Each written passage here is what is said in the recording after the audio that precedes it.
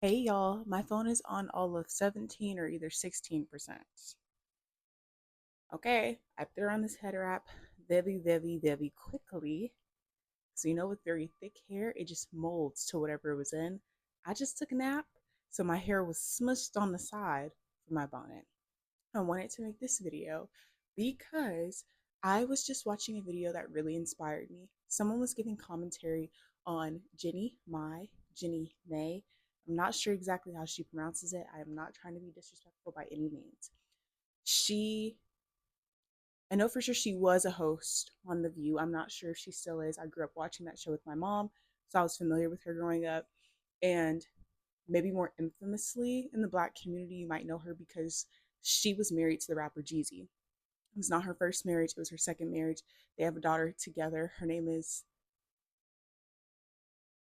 Monaco, I believe. I was going to say Morocco. I'm thinking about the country. It's not Morocco. I'm pretty sure it's Monaco. If I'm wrong, forgive me. Those details are just for context. It's not the main central argument that I'm making.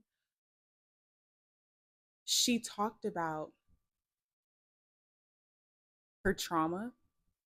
She talked about introspection. She talked about the wrongs that she contributed in her now being a two-time divorcee. She talked about how she had this quote unquote dragon that she said, and that because of this dragon, she had certain emotions, she had certain mindsets, she had certain attitudes that she had to check at the door because Jeezy, her ex husband, her second ex husband, was not okay with her bringing that attitude into their marriage. And out of love for him, she had to correct that before that ship wrecked. She also went on to say that she had a criminal history because she had a very troubled childhood. She said that she just went through a lot. She went through a lot. And it broke my heart because a lot of the stuff that she was saying, I can relate to. She said by the age of 12, she had a tramp stamp. By the age of 13 or 14, she already had a belly piercing and a belly tattoo. I can relate to that. She says she had a falling out with her mother because of a family member that was brought into their household that ended up abusing her sexually. And she did not feel as though her mother or the rest of the people in her family who knew about it protected her. I unfortunately can relate to that as well. She then went on to say that even while she was married, that nobody else in her family had a successful marriage. They were all divorced.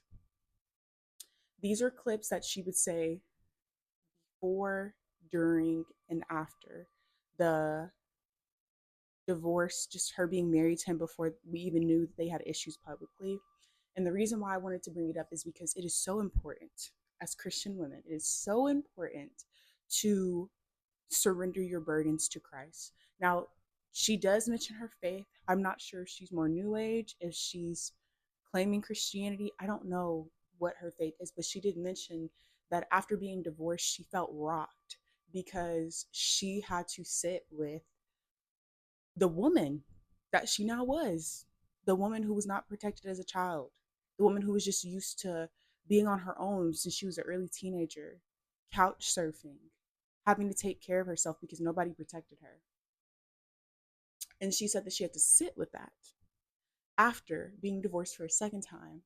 And now she's a single mother. Of course, I'm pretty sure they're co parenting, but I would really pray and hope that most women do not want to willingly be single mothers, if you get what I'm saying. So, not in the best situation. Now, she does have more money, so she does have more resources than your typical single mom, but it's still something to think about.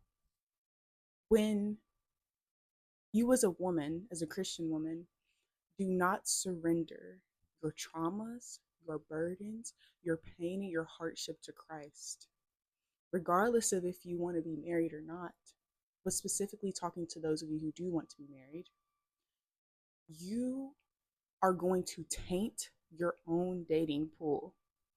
I know so often it is so common to talk about how all men are cheaters, all men are bad, all men are terrible, all men are this, that, and the third. And look at the men today, like they're horrible. I would never want to be with them. And I thank God I am engaged. Hello. So I don't have to deal with that no more. But it also was not beneficial for me while I was single to just harp on the opposite sex, even though I'm attracted to them. And I one day want to be married to a godly man.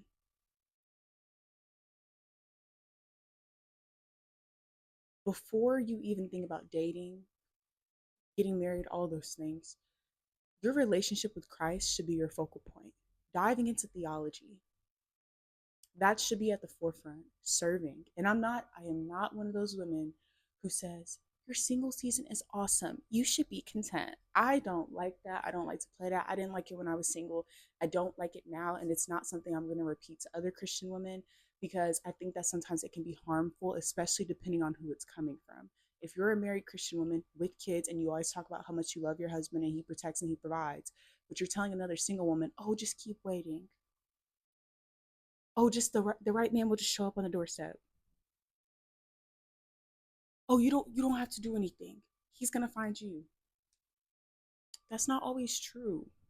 Sometimes, you have to look presentable. I'm not saying you gotta pull a Ruth and go inside Boaz's room, but look nice. If you have that extra money and there's some flaws about yourself that you've been wanting to take care of, I'd say do that.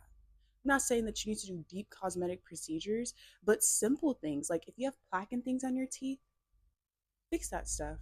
You wanted to get braces for forever, but you're like, oh, I'm not sure. Do those things. I'm not saying you have to. These are already things you've been thinking about, then do it. You want to switch from glasses to contacts or contacts to glasses or try out different styles, do it. Experiment with head wraps. Wear your natural hair. There's still ways to be beautiful, enhance your beauty, and get the attention of the opposite sex without having to negate your Christian principles as a woman and having to dramatically alter your body. If you wear a lot of makeup, maybe tone it down. Take care of your skin underneath your makeup as you're dating and looking around and just doing different things like that. There's other ways. There's other ways on the practical side to catch the attention of a man if you are wanting to date them. I am not of the belief that you need to do everything. I still do believe in a man pursuing you, whether that be him throwing the first message, him asking you out on a date, whatever the case is. But I'm saying, if you want to make yourself presentable to a man, be presentable. Maybe don't hang around the women who are always giving relationship advice and who always have something snarky or nasty to say about men, but they're divorced. Or they're just chronic single mothers who keep having kids out of wedlock. Or they constantly fornicate. Or they're still bitter from a past relationship that happened years ago or months ago. Those women who might tell you, oh, you're just better off single, don't get, or maybe they're even married women saying, don't get married, it was the worst mistake of my life. Don't have kids, you're gonna waste all your time.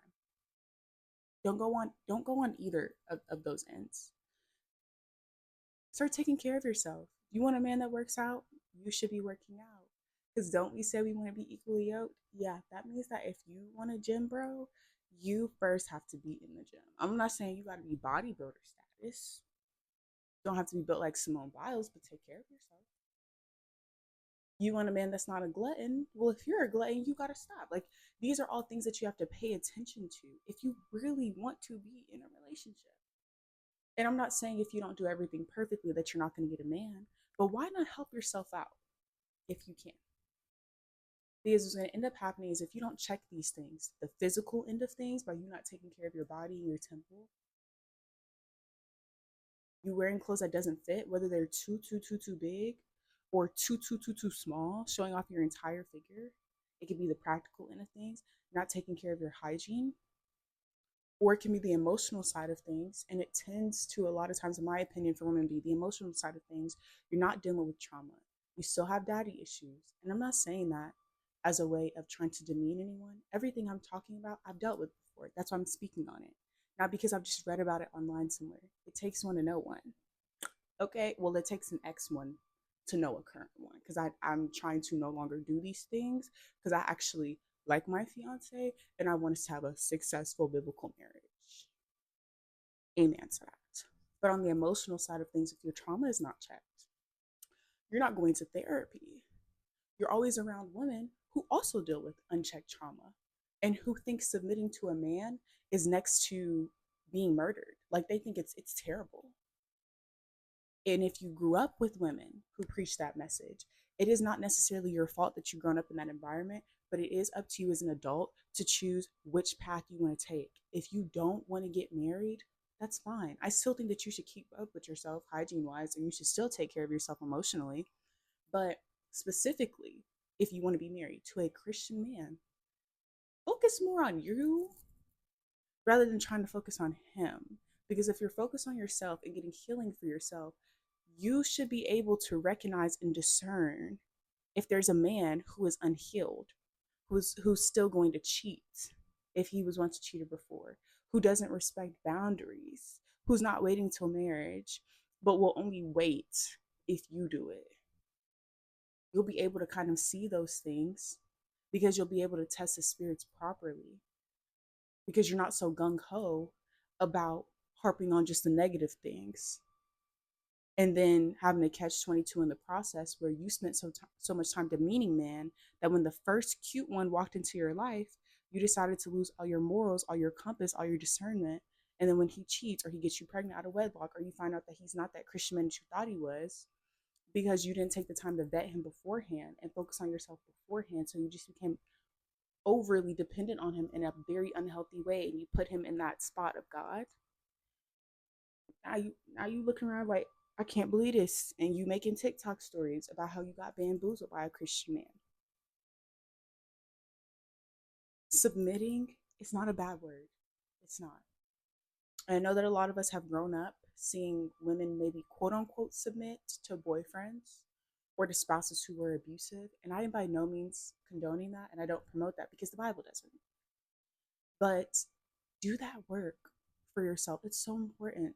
I'm not saying you're going to find the man tomorrow or a couple days from now or a couple weeks from now or a couple months from now or even in a year, but you don't know. What you will know is that you are actively trying and that you are presenting your best self as a woman. Because would you not want a man to present his best self whenever he's stepping to you and pursuing you? Y'all know that feeling of disgust that you kind of get when a man steps up to you and for what one reason or another you do not find him attractive. It could be his teeth, it could be his breath, it could be him not keeping up with his hair. His hair might be dirty.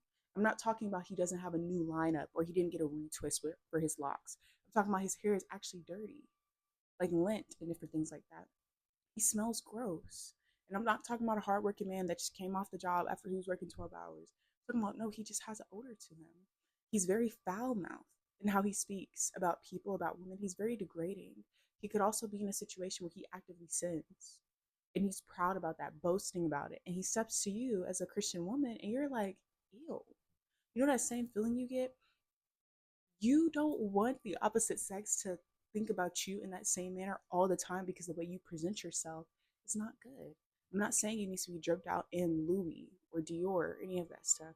I'm not saying that you need to make the most money. What I am saying is that there's a reason why the Bible says that your beauty should not only be external. It doesn't say that your beauty cannot be external. It says that it should not only be, meaning that beauty is very important. So take care of yourself. But the inside is what matters too. And everything is not going to be perfect in order for you to try to bag a Christian man or have a recipe or manifest him. But some things do at least need to have that seed planted before you meet him. At least try. You get what I'm saying? And so take stories like the one I brought up before. That's a real life. Jeannie Mai is a real person. That's her real life where she's dealing with this stuff and having to tackle things because they weren't dealt with in her childhood. She did not grow up in a healthy household. Do not be that woman who waits until the very end when you're old and gray to realize that you actually did want a man and you did want to submit to a man and you did want to continue your legacy and you did want to do things in a biblical way, but because either you got in your own way or you allowed modern feminism in certain aspects of hating men to get in the way, that you blocked your blessing. I hope all that made sense. I am still struggling with this. I'm still actively having to deny my flesh constantly. If you're already in a relationship, a safe and healthy Christian relationship with a godly man, one of the prayers I've been praying is asking for God to humble me in front of my fiance in a private manner. He is very kind, he's very sweetheart, and he's very gentle. I really struggle with those things. And so I know that if I'm humbled in front of anyone, if anyone has to correct me, doing so in front of him is one of the safest things that can happen. Ask God to help you to be humbled in front of your partner. And depending on your personality, You could feel like they're trying to check you, which is good. I think people need to be checked. Leaders check their employees. So if you're submitting to that godly man, he's your husband. I mean, if you're wrong, who else should be checking you? A random man? You get what I'm saying? But you could kind of get defensive and be like, oh, why are you calling this out? And you have flaws too. Or you could recognize the beauty in that God is blessing you with someone to correct you and teach you in private, like how in the New Testament it used to tell women, which is it's still applicable for today. I just know that sometimes we act like we don't want to see that verse. But when it tells that women should not usurp authority over men and that they should learn quietly and modestly in the comfort of their homes with their husband, I've been practicing this with my fiance. He did not tell me to do any of this stuff, and he shouldn't have to tell me to do any of this stuff because it's not that's not his job and he's not my father.